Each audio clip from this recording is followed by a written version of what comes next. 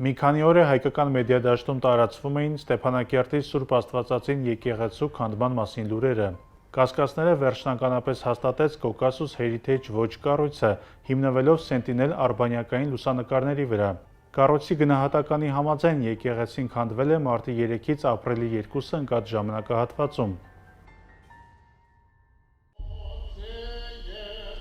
Սուրբ Աստվածածինը Ստեփանակերտի գլխավոր եկեղեցին էր, կառուցվել է շուրջ 20 տարի, շինարարական աշխատանքները ավարտին են հասել 2019 թվականին։ Սուրբ Աստվածածին եկեղեցին ավելի վաղ էր ադրբեջանական թիրախում հայտնվել, նշում է մշակութային իրավունքի փորձագետ, պատմական գիտությունների թեկնածու Արմինե Տիգրանյանը։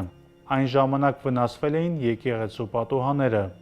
Մասնագետի կարծիքով 2020-ի պատերազմից ի վեր հայկական մշակութային ժառանգության հուշարձանները մշտապես թիրախավորվում են։ Չկա մի ժամանակահատված, որ հայկական հուշարձան չոչնչացվի։ Տիգրանյանը հիշեցնում է, որ մինչև այդ էլ ոչնչացվել էր Ստեփանակերտի Սուրբ Հակոբ եկեղեցին։ Եկեղեցիների քանդումից բացի, որոնց թիվն արդեն անցել է 10-ը, Տիգրանյանը առանձնացնում է խաչքարների, պատմական գերեզմանոցների հետևողական ոչնչացումը։ Այդ քաղաքականությունը տարածվում է նաև հայրենական պատերազմին և հատկապես հայոց ցեղասպանությանը նվիրված հուշահամալիրներին։ Իսկ այն եկեղեցիները, որոնք չեն քանդվում, ներկայացվում են իբրև աղվանական, և դրա մաս է նաև տարբեր այսպես կոչված գիտաժողովների անցկացումը, նշում է Տիգրանյանը, հիշեցնելով Վատիկանում անցկացված միջոցառումը։ Աղվանական ներկայացվող հայկական հին հուշարձանների վրայից մաքրվում են տարբեր գրություններ, նշում է մասնագետը։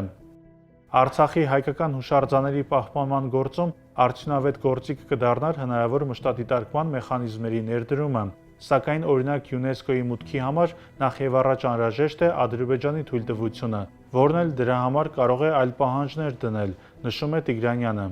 Մասնագետը եկեղեցիների ոչնչացումը ի թիվս այլ հարցերի դիտում է նաև կրոնական ազատության իրավունքի խախտման ծիրում։ Նա հիշեցնում է, որ ըստ ՅՈՒՆԵՍԿՕ-ի սկզբունքների եւ ԱՄՆ արխիվների եւ փաստաթղթերի ազգային վարչության փաստաթղթի ընդունված 1994-ին հուշարձանը պետք է պահպանվի իր իրական գիտելիքին եւ այն համայնքի պատկերացումներին համապատասխան, որի կողմից ստեղծվել է։ Վարչապետ Նիկոլ Փաշինյանը ապրիլի 23-ի ճեպազրույցում պատասխանելով եկեղեցու քանդման մասին հարցին նշեց, չի կարծում, որ Ստեփանակերտի եկեղեցու ոչնչացումը պետական մակարդակով միջազգային քննարկումների առարկա կդարձնեն։